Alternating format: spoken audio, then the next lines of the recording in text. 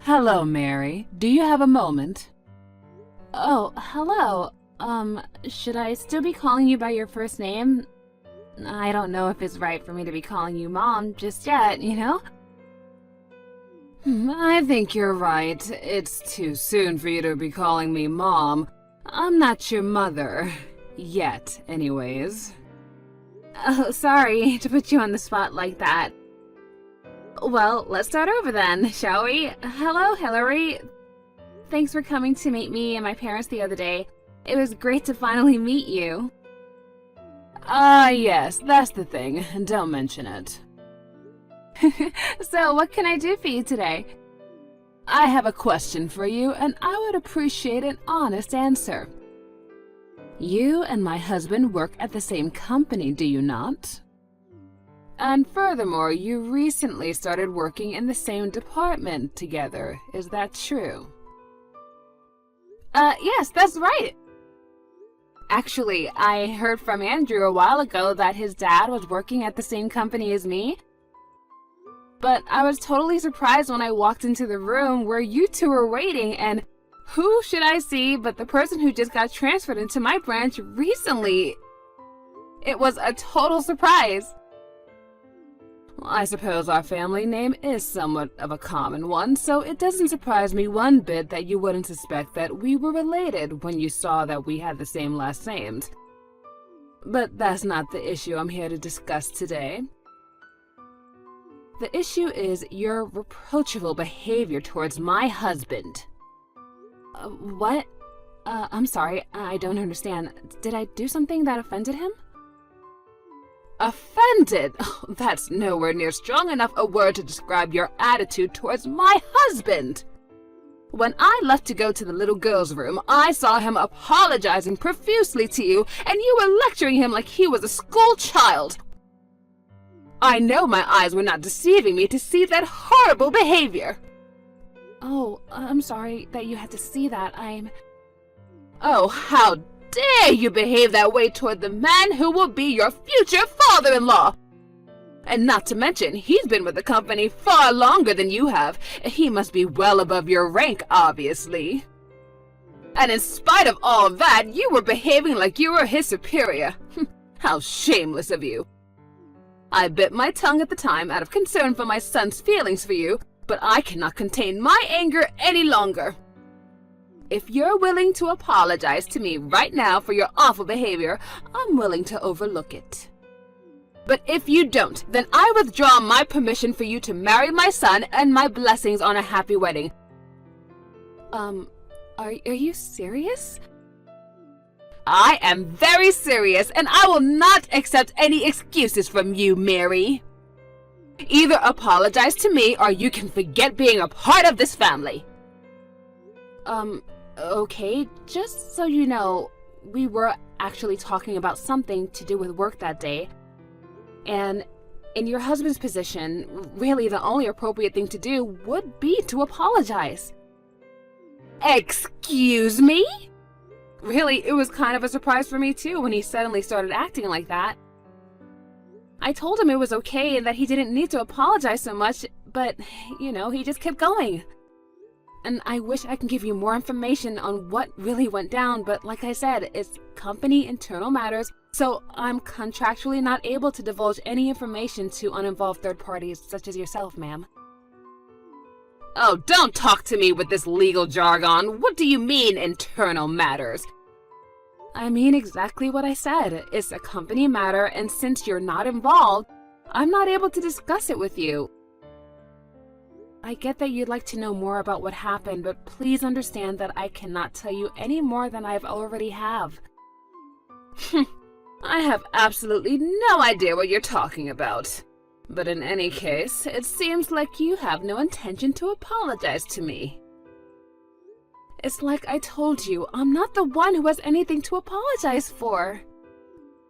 I see. So you have no remorse for treating your soon-to-be father-in-law.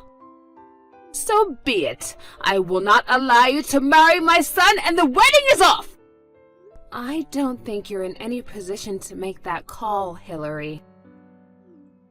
I think this goes without saying, but the fault in the situation lies 100% with you, Mary. As such, you'll be responsible for paying for all of the venue cancellation fees. I'll be contacting our lawyer very shortly, and we'll be suing you for that and for the pain and suffering that you have caused this family.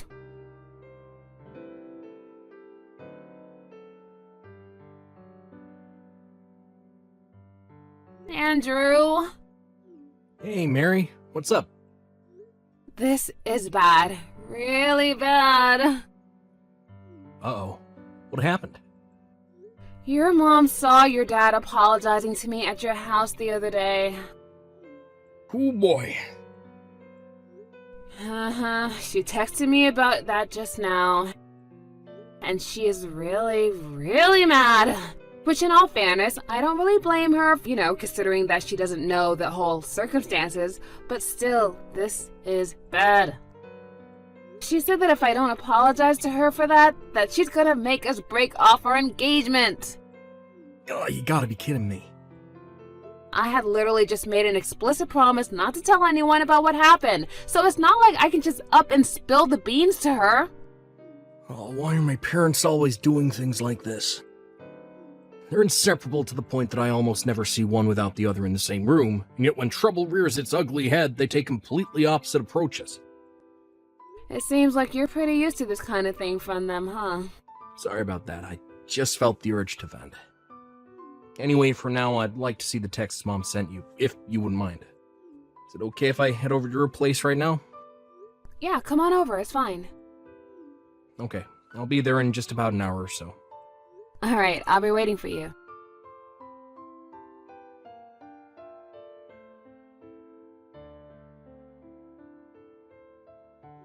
Hello there, Mary.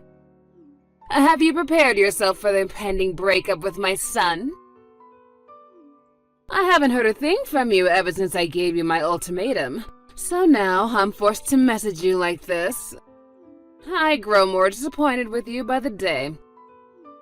How long were you going to keep me waiting? You really are an impudent little girl, aren't you? If you're trying to wait it out and hope I forgive you, it's not going to work. I will not consent to this marriage until you've given me a proper apology. If I may be so bold, I'm marrying Andrew, not you. Why exactly do I need to have your consent? Oh, excuse me? I doubt that Andrew would want to break off our engagement because I won't apologize over a situation in which I did nothing wrong. And frankly, I'm perplexed that you would simply assume that I was in the wrong rather than talking to your husband and finding out what actually happened. That's very immature of you. I'm at a loss of words for you, Mary. To think that you would speak in such an uncivilized manner to the mother of the man you're hoping to marry! Hoping? Yes, hoping! I haven't opened up my consent for you just yet, have I? Oh, I must have missed where we established that I even needed your consent. You little— Stop interrupting me! I'm giving you the lecture that you deserve right now! Oh, right. By all means, go ahead. If a family were like a company, then the mother-in-law is like the superior and the daughter-in-law is the subordinate. And subordinates are supposed to listen to their superiors, correct? If you were to fuss and fret and whine over an order your superior at the company gave you, well, how do you think that would go?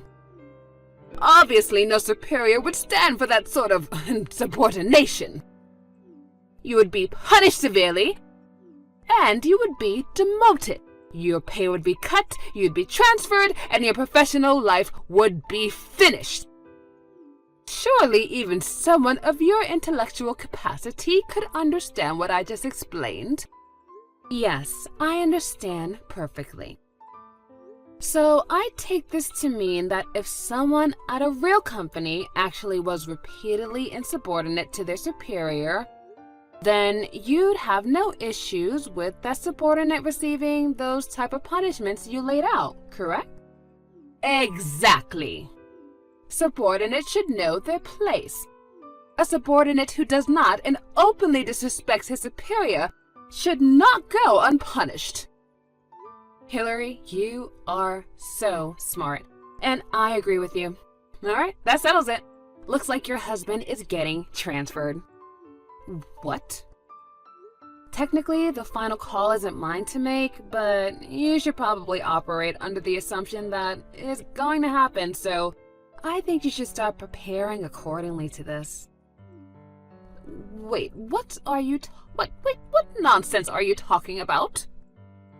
You know, I'm sure you're about to become very busy. Since you're going to be moving soon, you should probably start looking for a new house or an apartment, as soon as you get the word of where he's being transferred to.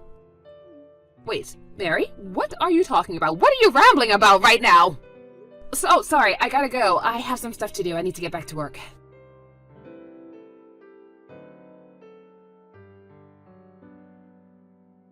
Hello there, Mary. It's been so long since we've seen each other. Would you like to come over and have some afternoon tea with me someday soon? Maybe tomorrow. What are you doing? A friend of mine gave me a box of the most wonderful tea the other day, and I knew I had to share it with you. Oh, and I'm also going to pick up some cake from that new pastry shop downtown. Are you free this weekend? I'd love to have you over to our house if you don't mind. I guess this is your last-ditch effort to stop the inevitable, huh?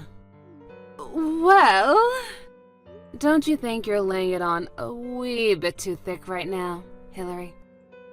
Mary, I guess you finally heard the truth then. About my husband and your husband's position in the company. I heard everything. Come to find out, my husband is a complete useless employee who keeps getting sent around to different departments once he makes too much of a mess for them to deal with. And 3 months ago, he got sent to a new department to work under a young and upcoming leader in the company who happens to be you, Mary. He was frustrated and embarrassed that someone as young as you was placed above someone else who has been in the company as long as him. So he got desperate to prove himself and started working at a faster pace than ever before, which ended up causing a world of problems for your clients and other departments. And since you're his direct superior, you're the one who always had to clean up for his messes. Yeah, that just about covers it.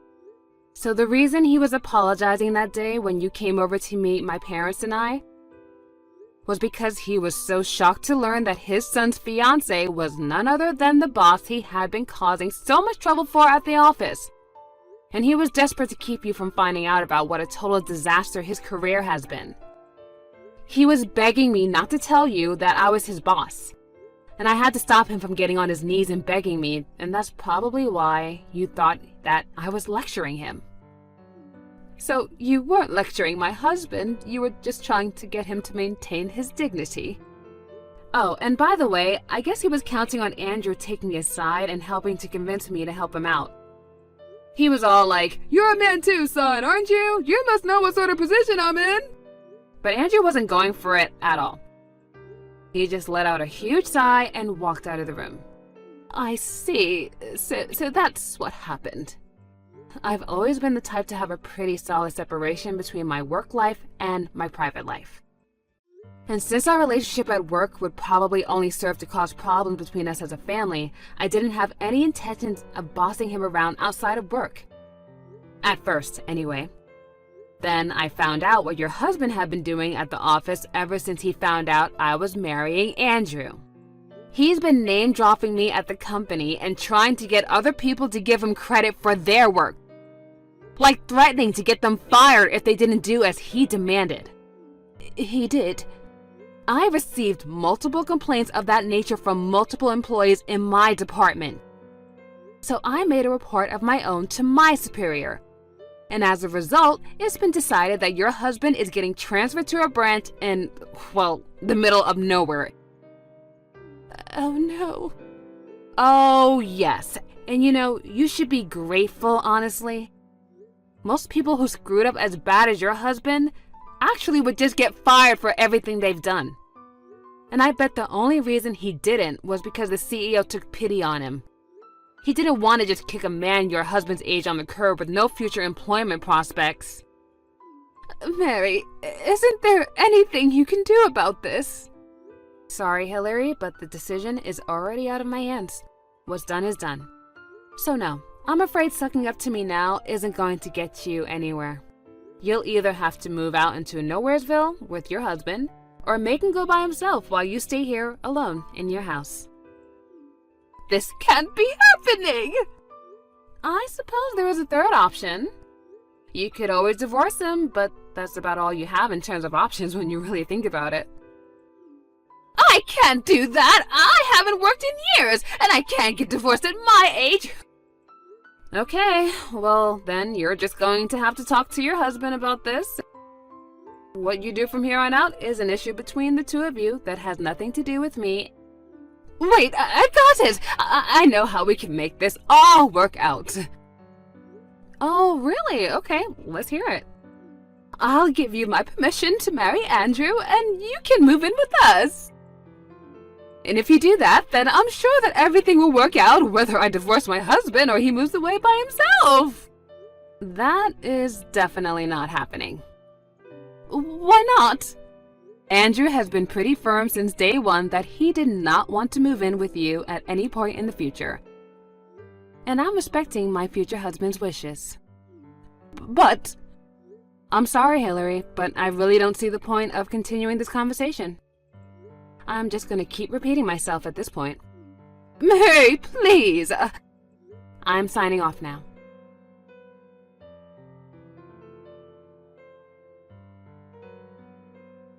After that, I understood Andrew's parents got into a massive fight. Hillary needed someone to finance her lifestyle, and her husband needed someone to take care of all of the housework.